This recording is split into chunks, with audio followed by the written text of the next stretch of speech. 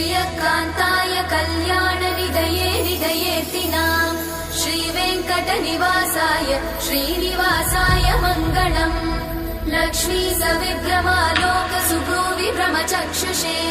चक्षुषे सर्वलोकानां वेङ्कटेशाय मङ्गलम् श्रीवेङ्कटाद्रिशृङ्गाग्रमङ्गलाभरणाङ्ग्रये मङ्गलानां निवासाय श्रीनिवासाय मङ्गलम् सर्वावयव सौन्दर्य सम्पदा सर्वचेतसां सदा सम्मोहनायास्तु वेङ्कटेशाय मङ्गलम् नित्याय निरवध्याय सत्यानन्दचिदात्मने सर्वान्तरात्मने श्रीमद् वेङ्कटेशाय मङ्गलम्